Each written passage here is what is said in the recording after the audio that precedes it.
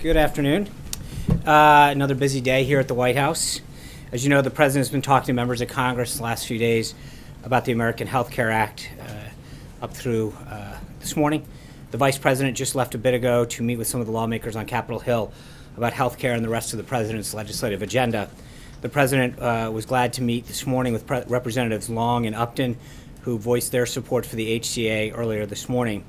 It's especially important that we continue to make progress on repealing and replacing Obamacare as rates skyrocket and insurers keep fleeing the market around the country in anticipation of this impending implosion. Earlier this week, Aetna announced that it'll scale back its presence on Obamacare exchanges even further in 2018, withdrawing from the Iowa exchange. Aetna had already cut its participation in the exchanges from 15 states to 4 in 2017.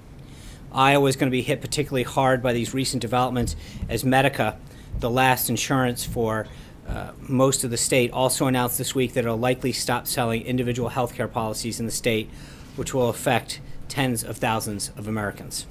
With reports like these seemingly coming every day, it couldn't be clearer that it's time for action on health care. We're glad that so many members are with us and look forward to welcoming even more on board.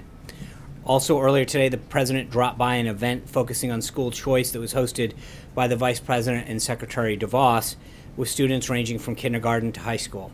Most of the students who visited the White House today are some of the thousands of local children who will benefit from the 3-year extension of the DC School Choice Scholarship secured by the President and congressional allies in the budget deal.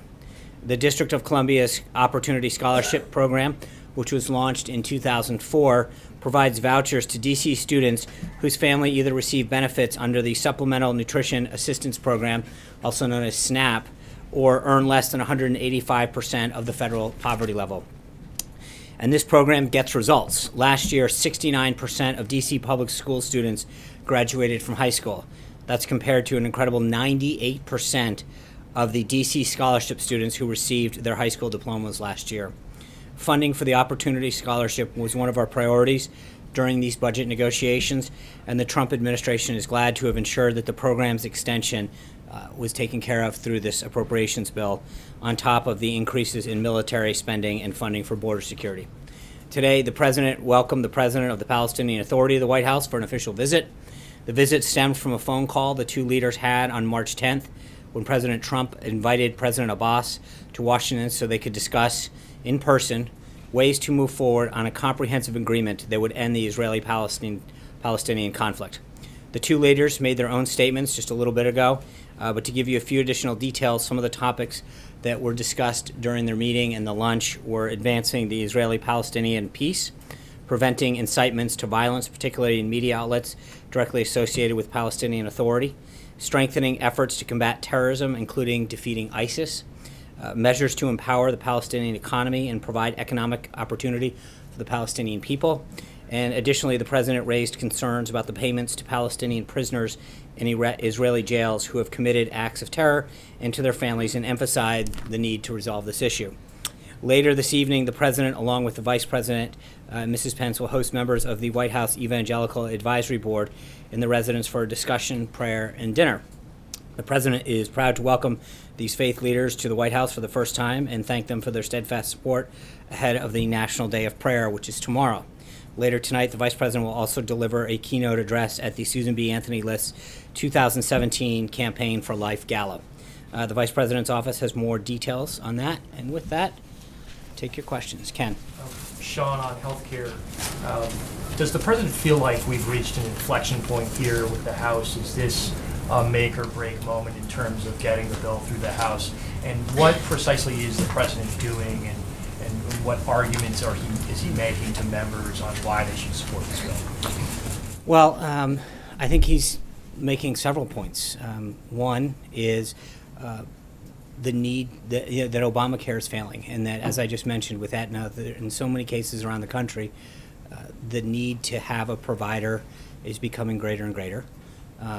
Two is that costs are out of control. These are two basic tenets that you've heard us talk about.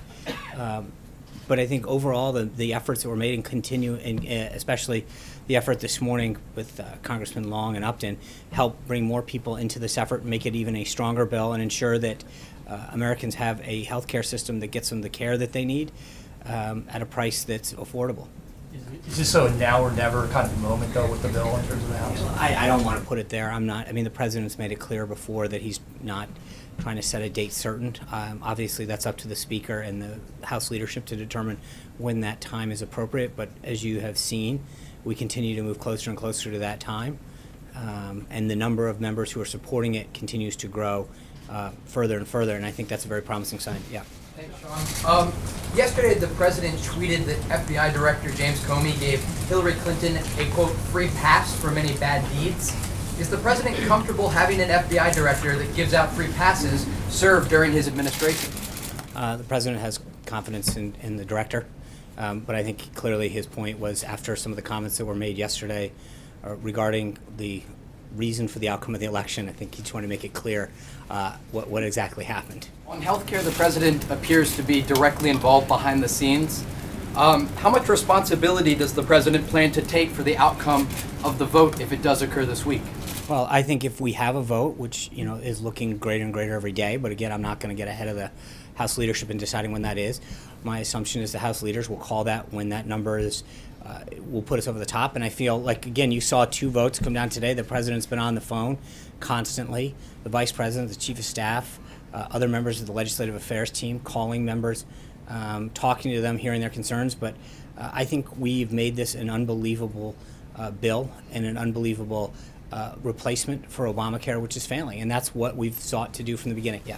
John, there was a report in Politico yesterday that seemed pretty well sourced, indicating that President Trump plans to sign an executive order tomorrow in the name of religious freedom. Will the president sign a religious freedom executive order tomorrow, and will it enable discrimination against LGBT people? So I know we've talked about EOs for a long time, executive orders.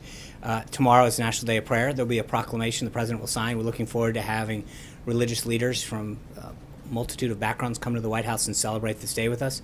But I've never gotten ahead of executive orders, and I'm not going to. Can't deny that the executive order that the president is a friend of the LGBT community. Isn't that a lie? I answered the question. Thank you. Try How can a friend of the LGBT community if the president isn't considering this executive order? Blake.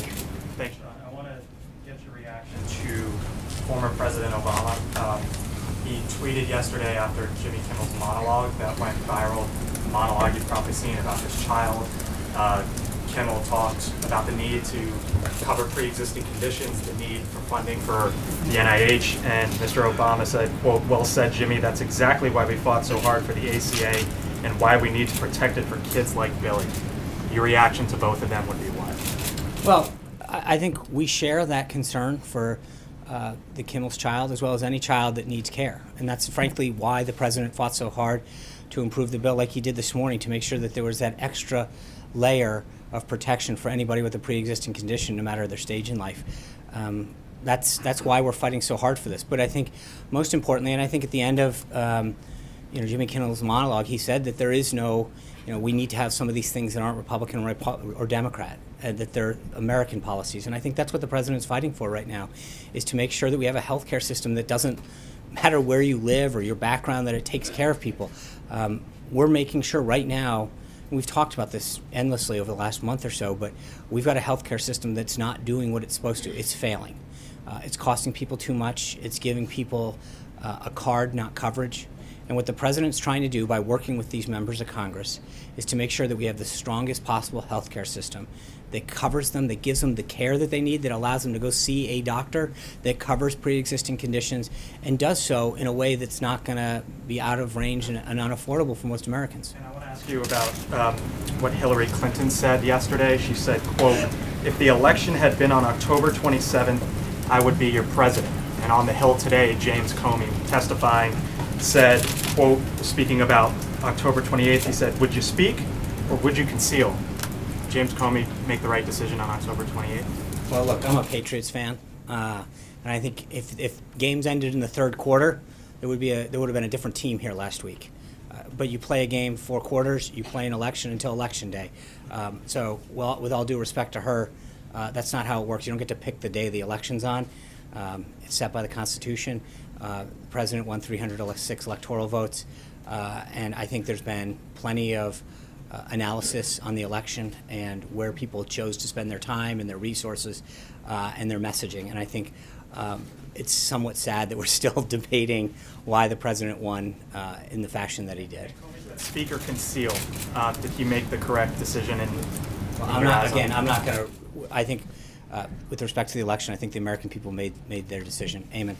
Thanks, John. There's been a lot of focus recently on Ivanka Trump's role in this White House. Can you clarify for us what exactly her areas of responsibility are here and what her qualifications are for those responsibilities?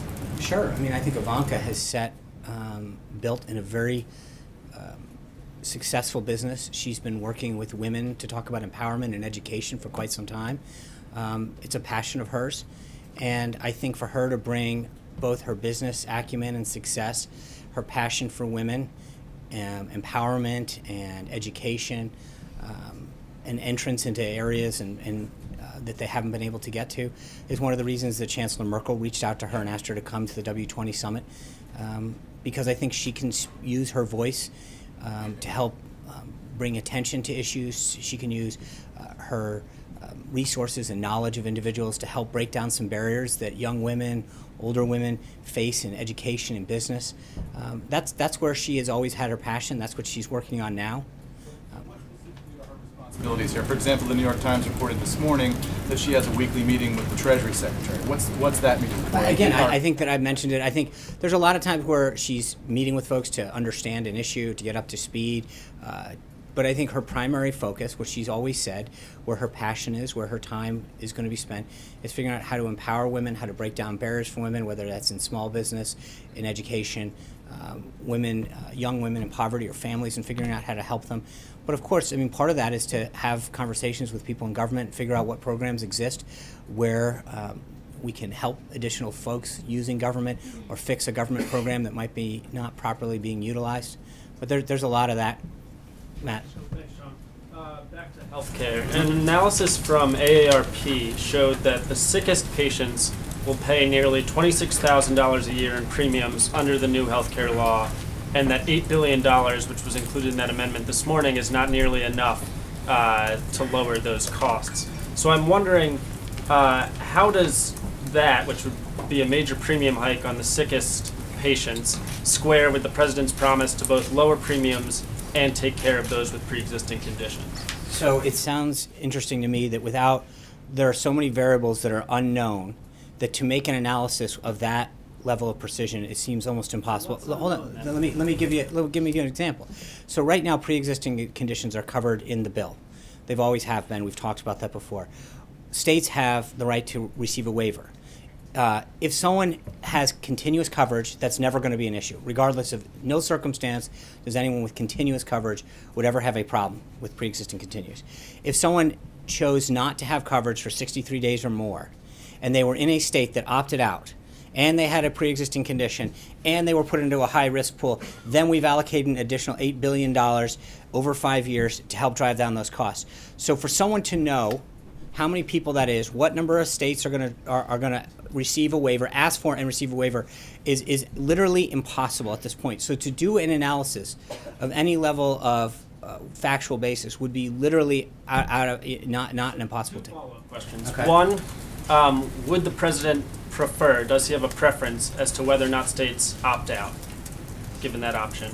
And two, yes or no, will people with pre-existing conditions pay higher premiums under this bill than they currently do? I think everything that we've done, including the additional $8 billion this year, have everything that I've seen shows that the cost curve goes down for them in a lot of ways. So I would, if you have pre-existing conditions, and again, remember what a small pool that is. If you have a pre-existing condition currently, the bill protects you.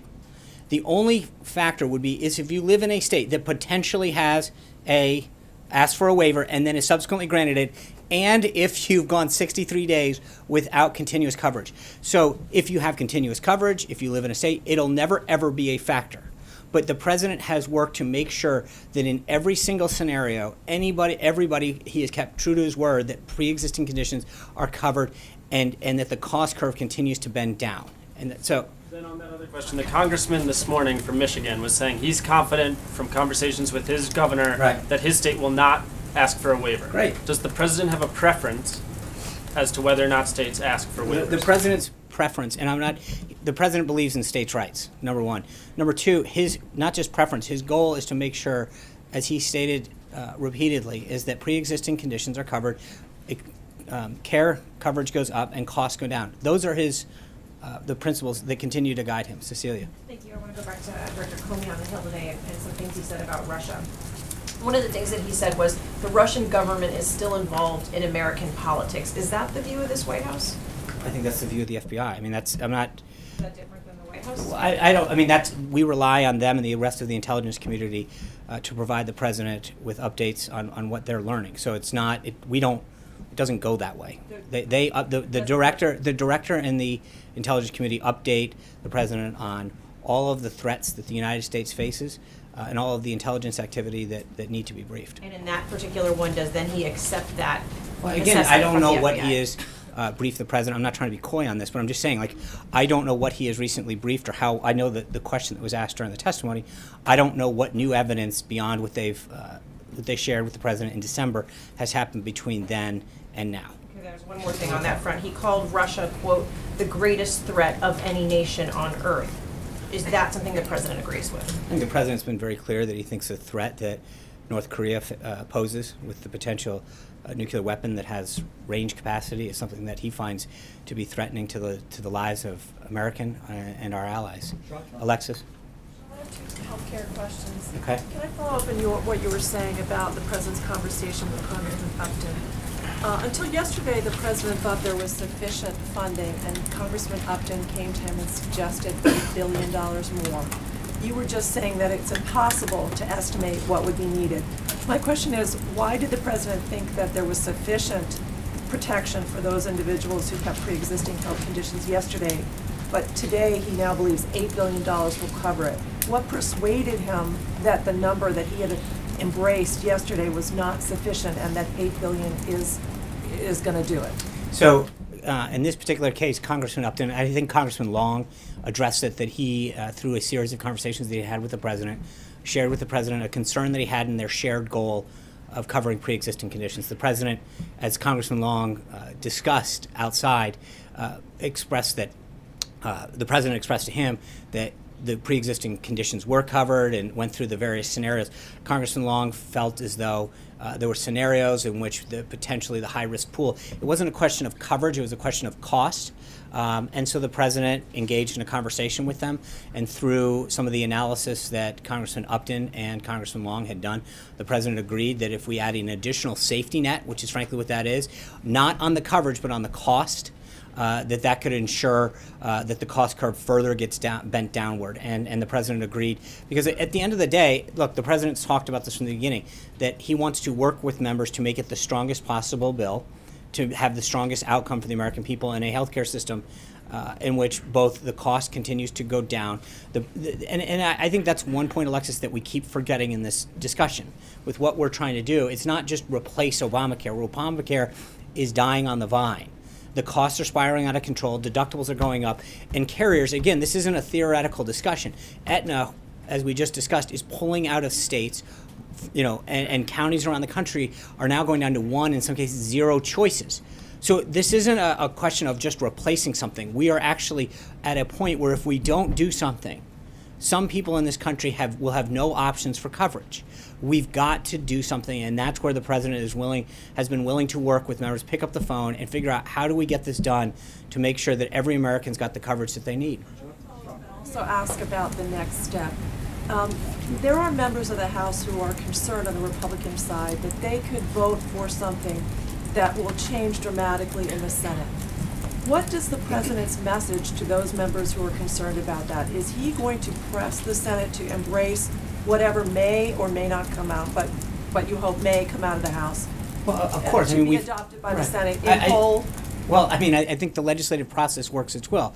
The Senate will take up the House bill, and then they'll go to conference. And then that's when both sides, again, will have an opportunity to discuss any potential changes.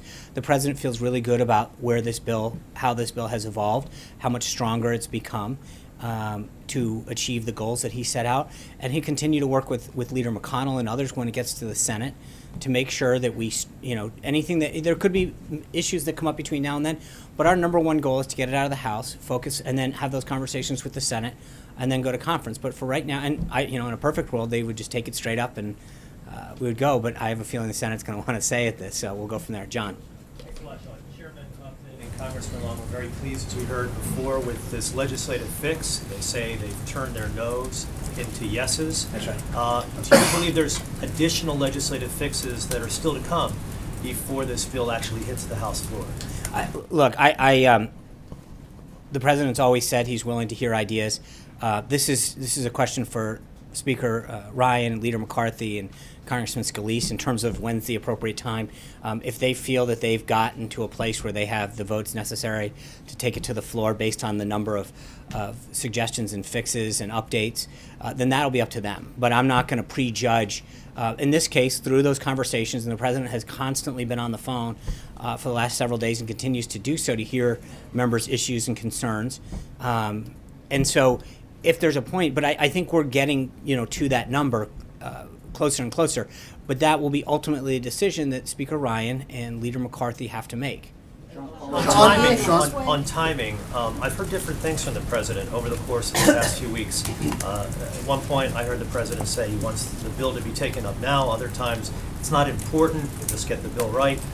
What's your view? Is it very important, as far as the administration is concerned, that this bill vote take place sooner rather than later? Well, obviously the sooner the better, right? But we don't want to put it up for a vote. I mean, the goal is to pass it, which we continue to get closer and closer to every day. But you don't want to put it up, and not move forward. So the president wants to make sure that the leadership is confident that they can pass the bill, and I think he's done everything he can in terms of speaking with members of the House to get there. But ultimately, that's going to be their decision to do it.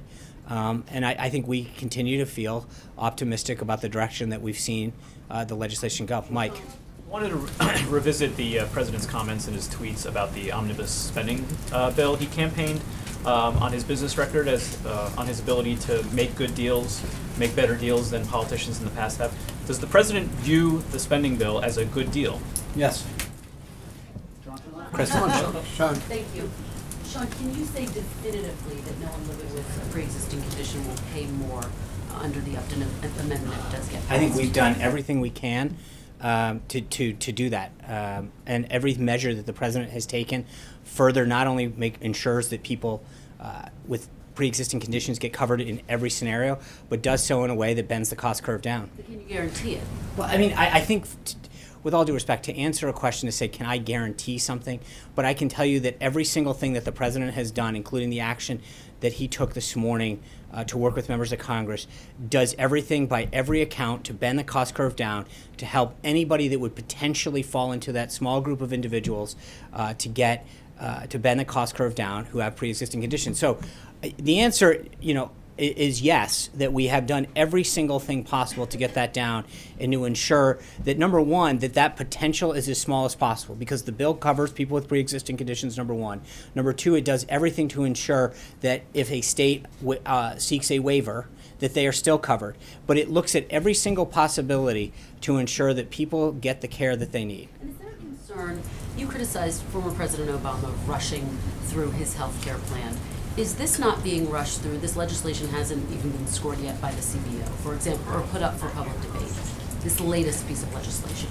Well, every piece of legislation evolves as it goes through the process. We saw that this morning. I think we had a piece that makes it even a stronger bill. But the underlying principles that we have been talking about have been something that Republicans have been talking about and have had the contours of for the last 7 years. This was something that has been part of the process for a long time. Does he expect to see a vote this week? The president, I've mentioned this 5 times, the president expects to see a vote when the speaker and the leader and the whip call a vote because they believe they have the votes to go on. John. Sean, it looks like we're on the precipice of a vote on the omnibus spending bill. Yes. Senator Lindsey Graham said a short time ago that Republicans got their clocks cleaned on this bill. Looks like as many as 100 House Republicans will vote against it. How do you square that with the pronouncements out of this White House that this was a big win for Republicans? I think Director Mulvaney addressed that extensively yesterday. But to get back to Mike's point, this is a good deal, a great deal for the president. He got $21 billion in military funding. That is a huge campaign pledge that he made very clearly to modernize and update the military. It fully funds the largest military pay raise in 6 years. It ends the Obama-era sequestration policy of pairing increases of domestic spending for every dollar to dollar. It got $1.52 billion in border security, which is the first installment in securing our nation's southern border. It get $1.3 billion to coal miners, which delivers on another promise that he made. There's no Obamacare bailout, the CSR payments, which was something that the Democrats want on. There's a 3-year extension of the D.C. Opportunity Scholarship Choice, which you saw the children that will benefit from that this morning. It increases funds for opioid crisis. It eliminates, rescinds, and terminates 150 programs or initiatives. I think what you look when and Director Mulvaney laid this out yesterday. When you look at what the president came forward with a month or so ago and said, "These are my priorities," he got what he asked for, and I think that's big. So this is the president feels very good about what he got. And again, I think it's important to underscore 2 points. Number one, in the Senate, we needed 60 votes. This had to be a bipartisan action because it is a spending bill. So therefore, we needed to get Democratic votes with us. But if you look at as Director Mulvaney pointed out yesterday, it used to be a 1-for-1 spending increase if we wanted military increase. We got that down to $1 to 20 cents. That is a huge win for the president. He negotiated a fairly strong deal when it comes to what they got versus what we got. The other thing that's important to understand is that this is just the final 5 months of FY18. Any president coming into office wouldn't get the first shot at a budget until the end of September of the year after they got elected. So in theory, he got to push for his priorities: military spending, border security, DC schools, all of the things I mentioned, right out of the gate. And for the last 5 months of this fiscal year, something that should have happened during the Obama administration, he got his priorities a down payment on them. Quick second topic, if I could. This is at least the fourth administration in a row that has come in with optimistic predictions of how Middle East peace will go. What's going to be different this time? Well, I think the man is different. You look at what the president's diplomacy style is paying dividends, whether it's getting someone who is held for years in Egypt released, whether it's the action that China's taken. The relationships and the foundation that the president is rebuilding are going to pay huge dividends for this country in terms of our economic interests, our national security interests. But this president's style is one to develop a personal bond with individuals, and I think you saw that today with President Abbas, him talking so kindly about the president. You saw that the relationship that exists and is only getting stronger between him and Prime Minister Netanyahu. You have two individuals who, because of this president, are increasing their desire for peace. You've got an individual in President Xi in China that has taken fairly significant action to help come work with the United States, especially with respect to our desire to end the threat in North Korea. That has been unprecedented. The president's ability to connect with an individual, to work with them towards a shared goal, to have backroom diplomacy, is something that is going to continue to pay dividends and get results for this country. Can Charlie. I follow up on John's question, please? Charlie. In January, the president did an interview deriding the little toy walls on the southern border. That's a quote, and said, "I don't know why they're even wasting their time." Why is the government focused so much on existing border security measures rather than fighting for the wall that he promised that he would build? Thank you for an opportunity to show you some things. So if I can get the first image up. You asked. No. But you literally could not have helped me out. This is what exists right now throughout our country. This is the kind of barrier that exists throughout the country. You see a place where cars can literally create little things and drive over. You've got places that can get burrowed under. That one they've cut through. That one doesn't seem to be too effective at keeping people in it. This is what those images represent our nation's current border security. According to a GA report from earlier this year, from fiscal year 2010 to fiscal year 2015, the Customs and Border Patrol recorded a total of 9,287 breaches in pedestrian fencing at an average cost of $784 per breach to repair, right? So every time that they cut through, break through, put something over, it's costing just under $1,000 for us to go out and have to fix. Now to the next slide. You had no idea you were getting this, did you? So the bill that is about to get passed, Title VI, which pertains to the Department of Homeland Security's funding on additional appropriation, states that an additional $497.4 million, quote, for procurement, construction, and improvements. Of that total, $341.2 million are to, quote, and this is literally what it says in the bill, to replace approximately 40 miles of existing primary pedestrian and vehicle border fencing along the southwest border using previously deployed and operationally effective designs such as currently deployed steel bollard designs that prioritize agent safety. So that's your answer, Charlie. Hold on. So hold on. Let me just, we have a porous border right now with broken fences, things that can be cut through, places that can just literally be driven over. And to replace this with 20-foot high Ballard wall will protect our country, something that the DHS has designated the most effective way to do this. So that's what we got out of this bill. Just one question about Sure. the photos. Are those photos of fences or walls? That is called a Ballard wall. That is called a levee wall. So that's the wall that No. I'm promised? just no. There are various types of walls that can be built. Under the legislation that was just passed, it allows us to do that. As we've mentioned, that is called a levee wall on the left. That is called a Ballard wall. Huh? So that's not a wall, it's a levee wall? That's what it's actually called. That's the name of it. It is called for. Fencing, not No. wall. In this current bill, it allows us to do the following. So to be clear, in several areas along our southern border, we have what was in the first slide, which are areas in which someone can literally cut through with a pair of wire cutters or put a little barrier over that a car can drive over the top. Okay, what we've done is taken the tools that we have to replace, and if you look at that one in particular, you've got a chain link fence is what is currently at our southern border. That is literally down there now. We are able to go in there and instead of having a chain link fence, replace it with that Ballard wall. That's what it is. But it's not the wall the president promised. No, hold on. Hold on, Jim. We're going to take turns, but just to be clear, because Charlie asked the same thing, so I'll give you a little help on this one. That this is the 2017 budget.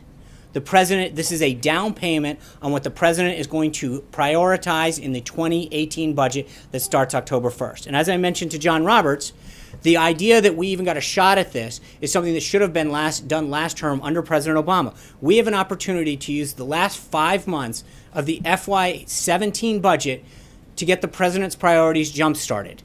So he is using the current bill to get his priorities moving and put it down. To answer the question, it is currently being built in Naco, Arizona, Sunland Park, New Mexico, and we are going to be starting to do this in San Diego, El Paso, and Rio Grande Valley. So you're basically just telling supporters, the president's supporters, to be satisfied with this existing tough guy fencing until he's ready to build the wall. No, what I'm telling anybody is that the president said he was going to build a wall, and he's doing it. And he's using the best technology and what the Department of Homeland Security under Secretary John Kelly says is the most effective way to keep people out, to stop drugs, to stop cartels, to stop human trafficking, and to prevent illegal immigration.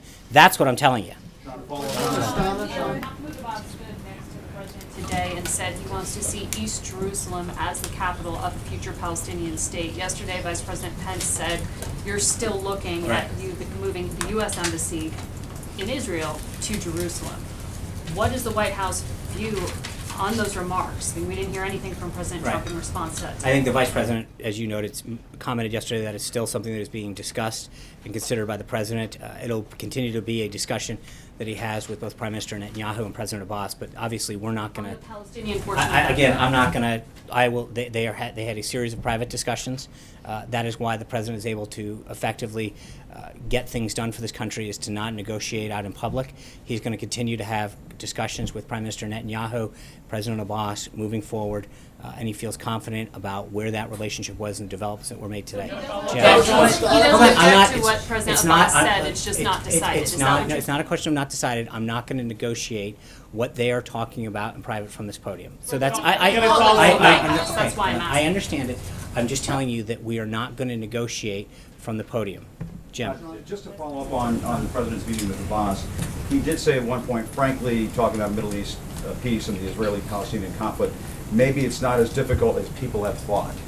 Why does he believe that the toughest, arguably the toughest foreign policy challenge in our lifetime may not be as difficult as people have thought? I think both of these leaders have very publicly expressed the confidence they have in the president's negotiating skills, in the president's desire to work to get peace, the relationship that he's built with them individually, and the trust and respect that they have for him. And I think that he, in discussions with them, in private discussions with them, feels very optimistic about the shared goal that everybody has. Obviously, there's a lot of issues that have to get covered, but the president understands that they respect his ability to want to get this done, his relationships and respect that have been developed, and I think this is something that he really wants to have happen. And back to health care, why even monkey around with pre-existing conditions?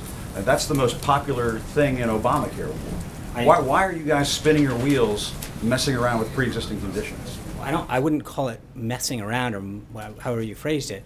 I think the president wants to do everything. Right now, people with pre-existing conditions are covered. They're not discriminated against. No, just hold on. You're going to change to a system where who the hell knows what's going to happen? It depends on what state they live in. If they live in this state over here, that governor may seek a waiver, and all of a sudden they're thrown into this system where hopefully that fund is going to cover their pre-existing conditions. It is a big change for people who live with those kinds of illnesses, is it not? Well, look, the big change, I guess we have a very different view of this, because my view, and I think the president's view, is that Obamacare, if you have a pre-existing condition and you no longer have a health care provider, and your premiums or deductible are going through the roof, then you don't have coverage. And we just read it out. I mean, if you have throwing the baby out with the bathwater. No. What I'm saying to you right now, no. Because it's not. It's You're not a saying it's question not of- working, but then why change pre-existing conditions? We're Why? not. No, we're strengthening. I think, look, we have done everything to not only strengthen, but to guarantee. If the governor can say, here's my waiver and no more Sure you pre-existing can, Jim. conditions. I walked through this, but I think the fundamental point that seems to be getting lost is that if you have Obamacare right now, in case after case, you are losing it. So if you have a pre-existing condition and you have a card that says Obamacare, but no one will see you or you can't afford it, then you don't have coverage. Why not fix that? We are. Fix that We're aspect of guaranteeing it. it, but I don't know how much. Why does We the have literally the pre-existing condition component have to be altered? Why not just keep that The protection president in has made it place? very clear that pre-existing conditions are covered in the bill under every scenario. I don't know how much clearer we can state it. So anybody who has a pre-existing condition under Trump care, they're going to be fine. Yes. Without question. There you go. Thank you, Sean. Want to follow up on healthcare. I just want to know why the White House is pushing so hard for a vote on this healthcare bill at a time when, as you just said a few minutes ago, it's literally impossible to analyze its impact on the healthcare system. Why not wait for that analysis to come out? The vote is going to happen, as I've said like 8 times now, when the Speaker and the Majority Leader and the Majority Whip want to. Our job is to work as hard as we can to work with members of Congress who want to see their healthcare system improved. That's what we're doing. That's what we've done. And so it'll be up to the House leadership to decide when to vote. Zeke. 2 questions for you. One following on Jordan real quick. You just made a guarantee to the American people on behalf of the president regarding pre-existing conditions, but you told Matt and Jordan earlier that literally impossible to know the impact of this law. So how can you make that guarantee? No. They were asking about cost. The president has made it very clear on numerous occasions that he's going to make sure that pre-existing conditions are covered. And the White House has the analysis to back that up, is what you're saying. In every scenario, yes. And then to follow up on something that Director Mulvaney said yesterday regarding the president's tweet about calling for a good shutdown potentially in September. He said the reason the president sent that tweet was he was frustrated by Democrats spiking the football and thereby poisoning the well for future negotiations. The president, when he was campaigning, said he was going to win for all Americans. Why did the president's feelings matter at all? And it's the process that I think he's frustrated with, because he does want to win for every American, and I think that's why he's fought so hard for this. But you've seen time and time again, Democrats obstruct routine things that they supposedly are for, but do everything they can to obstruct. I think the president is frustrated with the system. He's talked about how archaic it is in the Senate in particular, because he is out there working to try to get, whether it's health care or tax reform or his cabinet, through the Senate. There are various things that the president's trying to do that are issues when he's having conversations with members of the Senate or the House who will say, I'm with you on this great idea, but I just can't vote with you. He is, I think, understandably frustrated with how hard he's working to achieve the promises, goals, and objectives that he set out with the American people to make the country better and to deal with multiple layers of obstructionism. Sarah. Thanks, John. So you've cited this 60 vote threshold as the reason why funding for the wall wasn't pursued in this spending bill, but what's going to be different in September? I mean, presumably the legislative conditions would be the same, so what will change between now and September to give you confidence that we'll get funding for the border wall then? Well, I think there's multiple things. When you come in, this CR, there was a lot that was already carried over from last time in terms of because it's not just a continuing resolution, it's a total omnibus package, meaning that there are multiple bills that are part of the underlying package that already have increases or underlying policy in them from the previous fiscal year, from the previous Congress, from the previous administration. This bill will reflect in 2018 the president's priorities in working with the Republican House and Senate. Thank you guys very much. We'll see you tomorrow in New York. Have a good one.